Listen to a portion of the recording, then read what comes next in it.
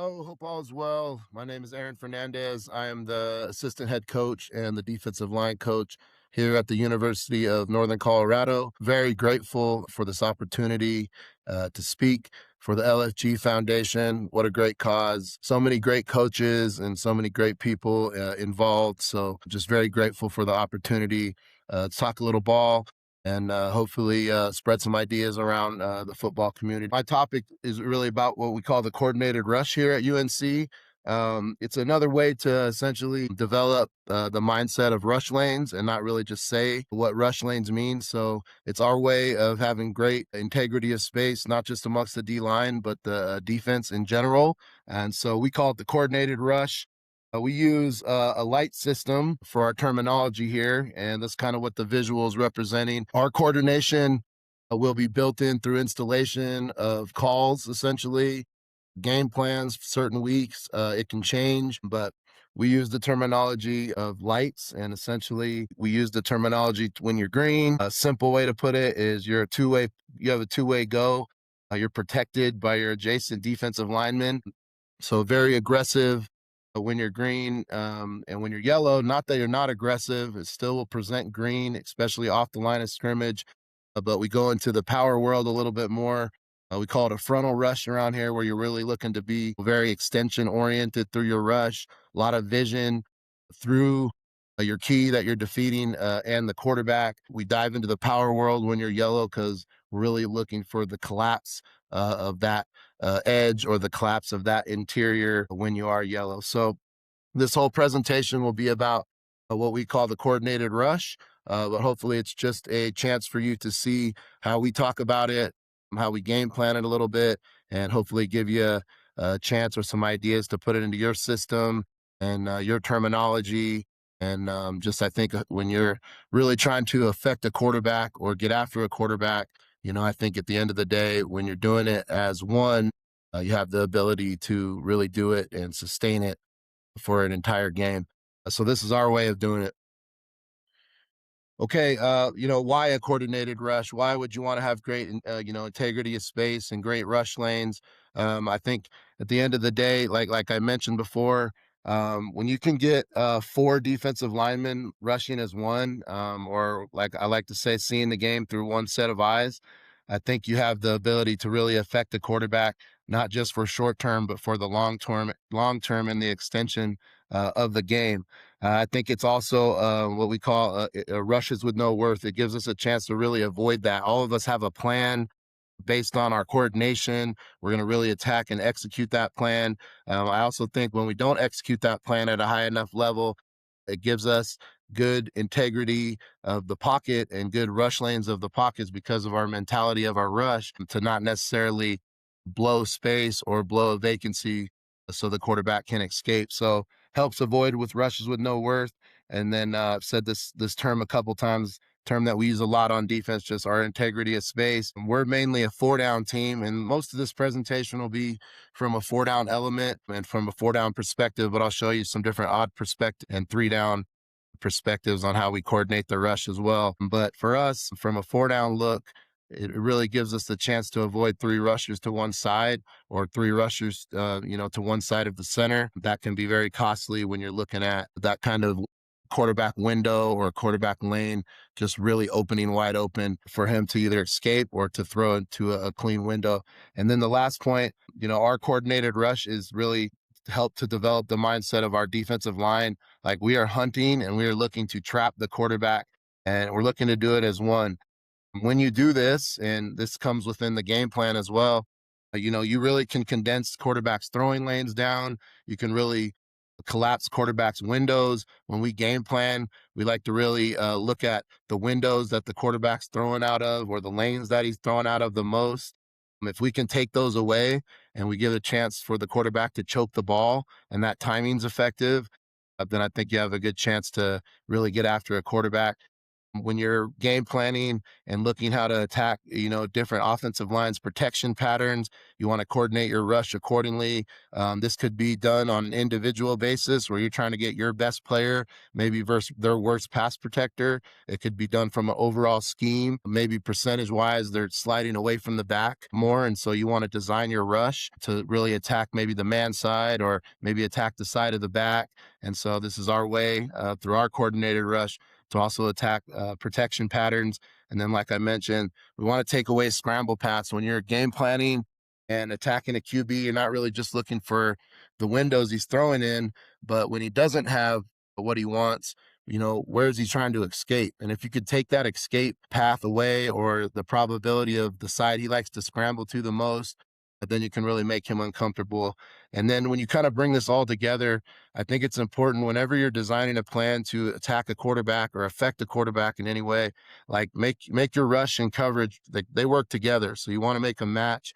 That's real important for us here. Whatever our coordination is up front, it's going to match what we're doing behind. And I think when you do that from a whole defensive perspective, again, you can really have great sustainability for really affecting a QB and not just for one moment or a quarter or a time in the game. And we really want to get after him for 4 quarters from start to finish. So this is why kind of some main points of why we believe in the coordinated rush and why it's important to us. Here's just some pass rush principles. I think it's important whenever you're speaking about pass rush. I'm going to go into a little bit more of the parts and not really necessarily talking about moves or how to pass rush necessarily. Everyone's got great stuff for that, kind of using a little bit more of that whole perspective and really looking at it from a coordination view. But I think it's important when we talk about that. I just want to talk about a couple individual things and kind of talk that. But there's just some principles here. You can create your own, but I think it's important for your defensive line to really understand them and really know the whys of a lot of things. So we talk about building rushmen here, not just defensive linemen. There's a whole thing that goes into that. Really just mindset of they really can't block you. You can only block yourself. Pass rushing is something that we're going to do every single day. And so we're going to work on it every single day, some phase of it every single day. And these are just some principles. I think some real important coaching cues that I've picked up along the way or have developed that I think are really good when you're just building the mindset of a pass rusher as well. And then I think that you cannot be an effective pass rusher or you can't have a coordinated pass rush if there's not 4 or 3 or whatever system you're running, guys executing, a correct stance. And so I'm a firm believer in stance and start. We have, when I break down pass rushing to my guys and we're teaching it, we break it down into 3 phases, but the first phase is, the approach, which is really another term for the get off. And in order to have a great get off, which I think is one of the keys to pass rushing, you got to be in a great stance. And so find a way to teach stance to your guys, hold them accountable to the stance. And then in the next slide, you'll see like there's situational stances. We're obviously talking about pass rush here. So you could tweak your stance a little bit obviously for those situations and those down and distances. But when I teach stance, I just really hone in on a couple things from the ground up. I'm a big biomechanics guy on how the body works. So I want to get us in the correct starting point so that we can be effective. When the ball is snapped, I want to really be able to challenge and panic and take away space from offensive linemen. I think great pass rushers really challenge and take away space. They make offensive linemen show their hands and then able to really stay tight to the fight and be effective pass rushing. But again, it starts with the stance and from the ground up. I'm a 5-finger prong guy.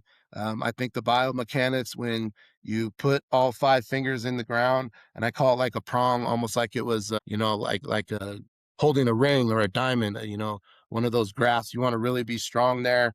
So we call it the prong approach. And then when you do this and you really, emphasize your fingers being stacked into the ground, what it does is it stacks your wrist and your elbow and your shoulder. It then allows you to have a loaded neck.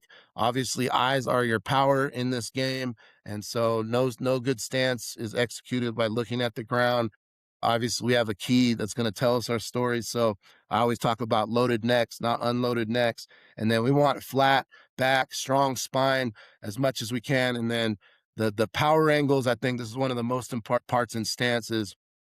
creating those power angles, and you see they're really 345-degree angles. You're really looking at the power angle from your foot to your ankle to your knee, and your knee to your hip. And the way you create those power angles is just making sure that your knees are not flaring outside of your feet in your stance. And so this is how we teach stance. I'm big into stance, and then I'm big into situational stances. Obviously, everyone has that's kind of the beauty of stance. You're gonna have a little bit of a different flavor, but you want to have a great foundation to it. So find it and find those situational stances, teach situational stances. This talks a lot about pass rush. And so I think when you start, I think the big key, when you want to execute a great approach and get off, to me, it's out, not up. And so in order to get that going, I see some guys, they'll really coil their butt down. And to me, you want to get your hips above your head. And once you go more down, down, down, you're really just going up to start. And it's a game of inches. So everything, we want to be out, not up. So when you're talking about pass rush and situational stances, I think it's a good indicator to kind of get those hips above your head so we can really gain ground. Another good indicator that you're really going out and not up is, are you replacing that down hand with your first step? Essentially, I think that's a way to really look at it when you're looking at film and things like that.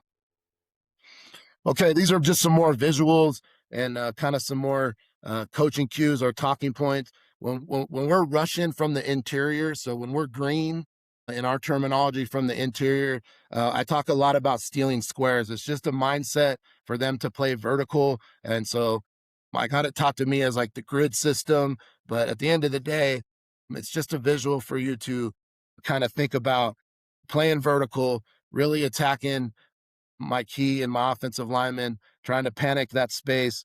But if you put yourself in a visual here, you could be a three technique. And at the end of the day, we're really trying to battle and try to play vertical in the B gap. And I'm talking kind of more, from a green perspective.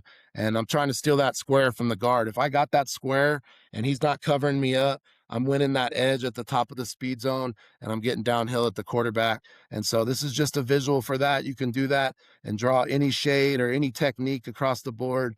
But this is just a visual. We use this more in our DT world, and kind of the thought for them to really attack, steal squares. That's a coaching cue a lot. And I'm really just telling them, get off the ball and play vertical, and really attack the key. So that's a visual we use for that. The edges, we use the set line principle. And this is just another visual, not necessarily trying to count yards, but most quarterbacks drop ends around 7, 9, 9.5 where the back foot hits before they start to climb the pocket. We use the set line, and you can see on the left here, this is just a visual for our defensive ends to really race to. And we basically say the offensive tackle can't be right. That set line probably happening around anywhere 4 to 5 yards, but this is just another race cue for them to play out, not up, really get off the ball. That's a big piece to our pass rushing, is our approach phase. And so when you look at the set line principle, you're basically saying, when we get to that contact zone or that combat zone, and I'm really racing, that tackle has to tell me his stories. I like the visual key of the shoulders. I've heard guys coach the eye, but basically, if that tackle is trying to stay square and really hold vertical, that set line, we should be really trying to win the edge tight and downhill. If that tackle opens his shoulder and sets across the set line, we should be coming inside with some power. And then if he's really just stuck on the set line, same thing, like we're inside to power. So we use that visual for the set line. And that's just kind of how we kind of break up some of the coaching cues for how we attack the line of scrimmage, especially when you're green in our approach, and even yellow, you can kind of have that same mindset of playing vertical. So just little pieces to the coordination, but we use the squares or the grid system for the DTs, and we really coach and drill a bunch of what we call the set line principle or the tackle set line. And that's what we use for our DNs. This visual is just a visual of essentially, like, I hear it all the time, like talking rush lanes and coaching rush lanes. And I think it's just like when you're a player, you're not necessarily counting yards out there. You're rushing, you're reacting to things, you're playing fast. And so it's a feel thing, but I want my guys to like have visuals of it. I want my guys to understand this. We break it down in zones, and you can see Everything starts with speed, but to avoid rushes with no worth, you got to have an idea of when to power and when to counter. And so we break it at 3 yards for the DTs.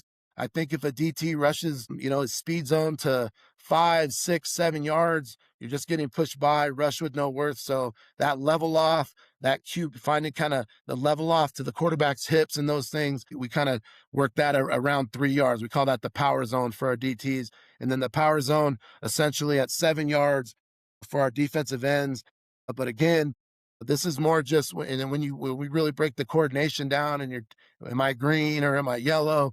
This is just a way to keep your integrity of space and keep your rush lanes appropriate so that we don't end up 3-by-1 or two guys in the same spot. So we teach this a lot. This is the visual we use. And we'll obviously coach a lot on film, but we'll drill this too. You can start drills at the top of the speed zone so that you're really just emphasizing the level off and the counter of that day. But this is the visual that we use for our rush lanes and, basically our integrity of space of the pocket and how we attack the pocket.